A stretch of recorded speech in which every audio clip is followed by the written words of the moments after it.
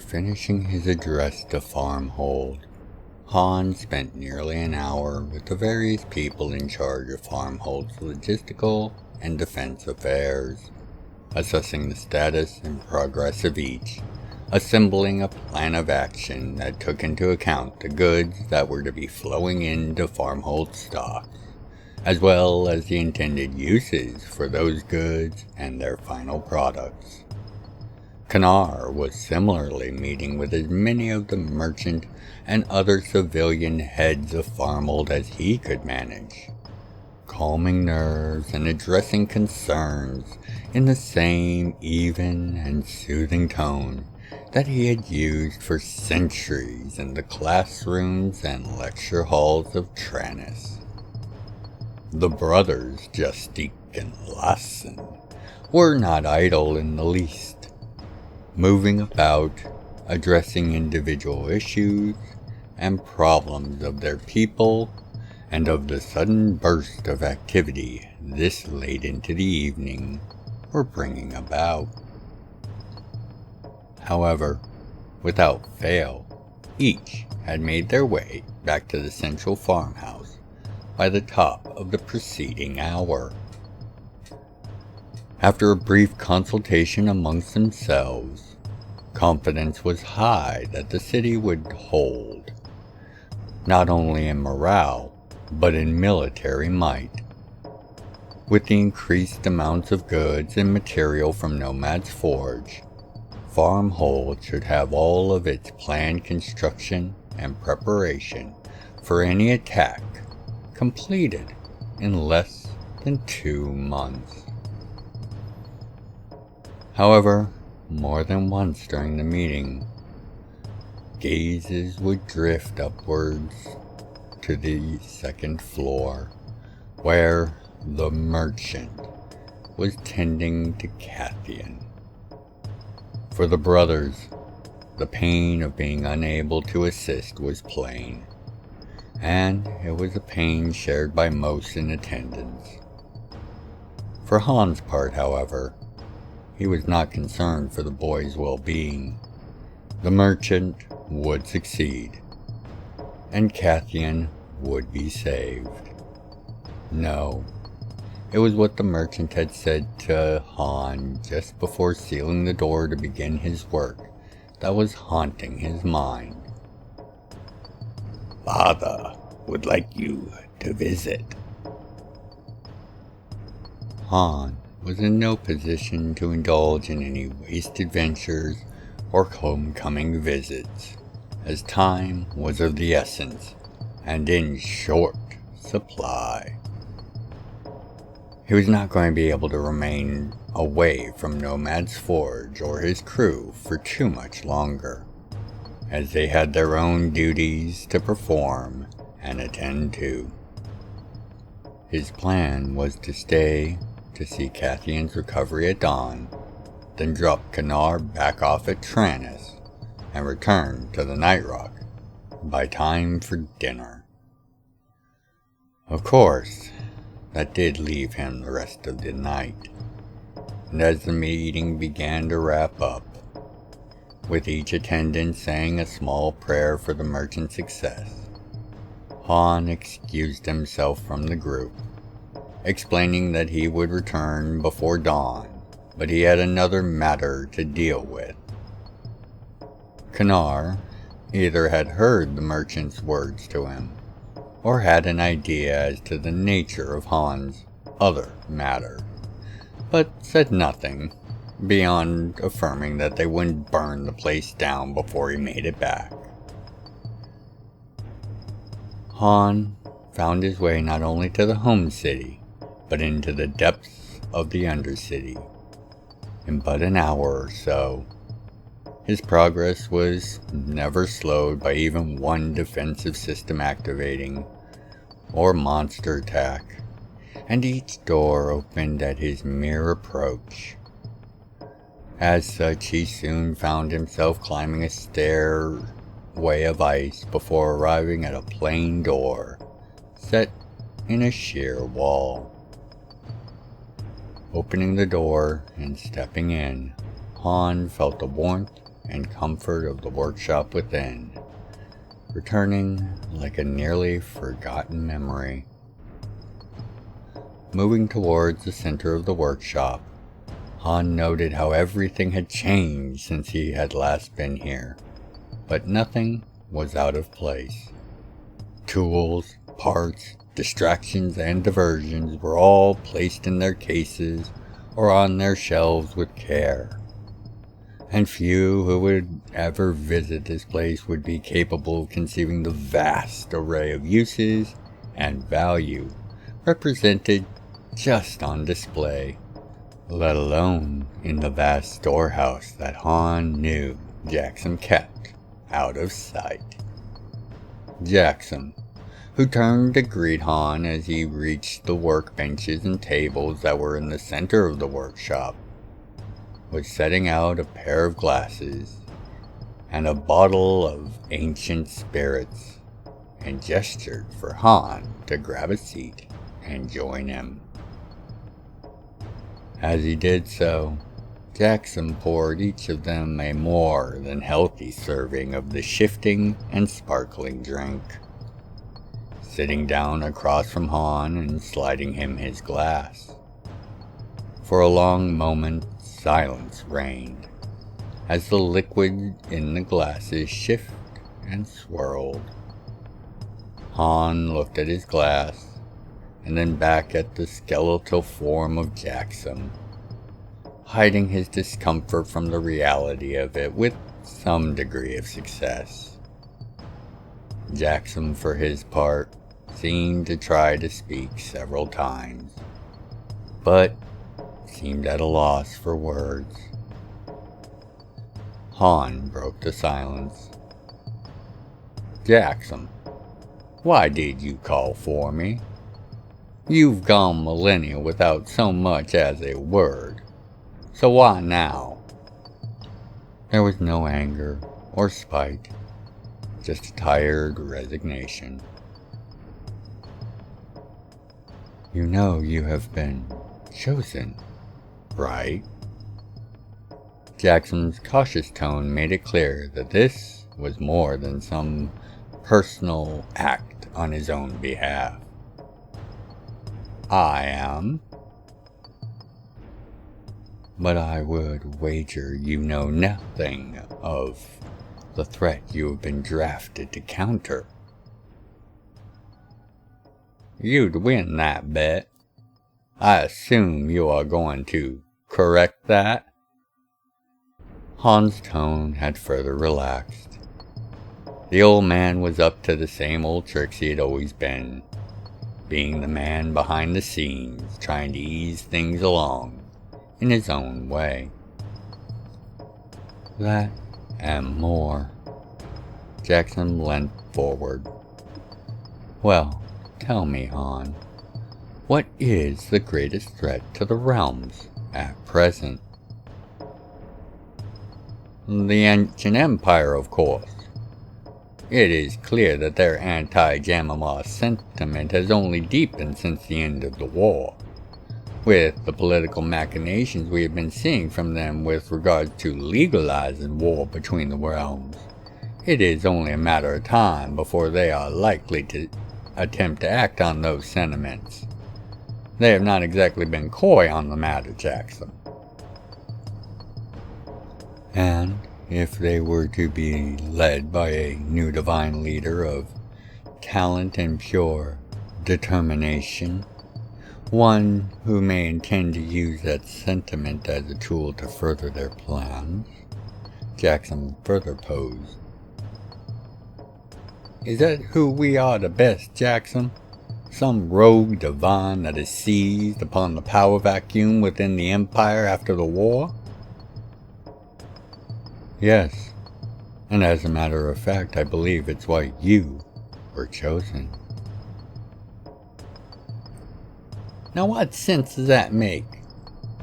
I am of no Han's voice left him as he saw an ancient device activate and go into standby, and it took the breath from him, for it was the very pod that Jackson had created him in.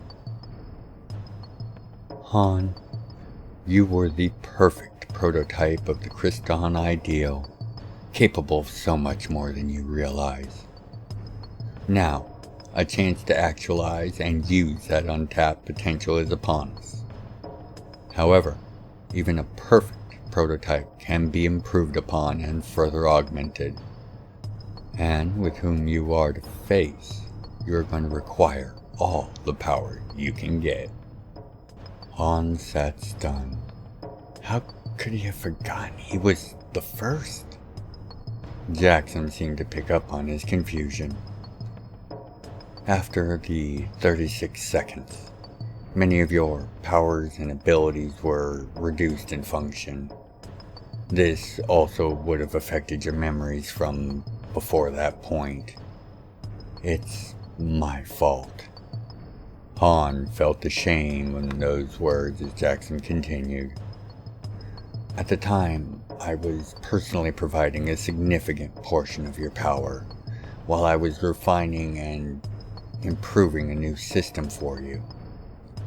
Jackson was looking directly at Han, but was clearly seeing events long past. And when I became a lich, that power ceased flowing, and those functions within you adapted as best they were able to, even forming a very impressive power generator and regulating system on their own. And even then, you lost at least a quarter of your overall potential. Your memories, or at least those details that would have perhaps clued you into the changes and differences you had experienced. Those parts of your processing power were used up in the adaptation, recoded as command and control interfaces for those new systems. Jackson was less ashamed, but still somber even at this adaptation. So, that is why everything after that point is so much clearer for me. And is that why you never reached out? Because I am no longer the thing you had forged? Shame over a broken project, and only now I am worth revisiting? Han's confusion as to why any of this mattered was clear in his voice just under the false rage. I had not finished the proper solution for the issue until long after you had vanished, Han. And by the time I was aware that you hadn't died, you had just been selected as a hand of destiny. You didn't exactly keep a public profile, Han. Jackson's emphasis on his new name was unnecessary, but he continued. Han, if you will trust me to fix my oversight, I am more than willing to. I also have a set of augmentations you may find most helpful in your upcoming battles. Your foe will not allow you to survive a lack of preparation or respect for the danger they represent. Jackson, you know as well as I do, I am most likely the better of an embarrassing number of the gods in the arts of combat or battle. Why would I need whatever post hoc patches and fixes you've managed to come up with, just because the power of fates have happened to take an interest in me after so many years? I may be weakened from my prime, or so you say, but you, of all people, know the standards to which I was made. In response, Jackson's bones vanished, and his robes filled out as flesh unseen for ages reformed. Han, who had only just gotten used to the lich form of his creator, was struck silent at seeing the face of the man that had brought him into existence. Jackson reached for and took a deep drink of the glass, an act that Han, in his shock, mirrored. Not letting the shocked silence go to waste, Jackson began to detail what was known about their divine foe, and with each new point or fact, Han's shock slowly became disgust, then revulsion, and ultimately pity, before he returned to a blank, unreadable visage as Jackson finished his explanation, setting his now empty glass on the table. Need I say any more? His explanation and point made, Jackson's flesh faded once more, and his robes resettled into the form that had been his ever since that day. No, you don't. I assume I am not allowed to share this information with anyone. Han had also finished his drink, and was already moving to step into the very device that had birthed him, slowing to remove his robes and gear before he did so. You are aware of the risks at play with information of this nature. Thus, I will leave it to your discretion. You are no fool, even if you seem to act like it. Jackson stood in preparation to begin this long overdue work. So what exactly are you planning on putting in me? Uni-proto-alloy core filaments for your nervous system, as well as all your energy and data transfer links. That addition alone should see your reactions and processing greatly improve. Combined with the meta-technical optimization for most of your other systems I'd like to perform, you'll be back at your peak, if not beyond it. That addition alone? What are you trying to ease me into accepting, Jackson? There is one module that I originally created for you that was never permanently installed. In fact, I kept it all but a secret to you even back then. Mostly due to feeling perhaps I had gone a bit too far when I designed it. However, in our current situation, I am going to say that I was just ahead of my time by several ages. Jackson's joke did not bring a smile to Han's face. Quite the opposite, in fact. Jackson, as I am now, I can battle a half-dozen Antonii by myself without taking a hit. At my peak, I was slaying dozens, if not scores, of dragons a day. These were among the leaders and heroes of their clans and kind, I must remind you.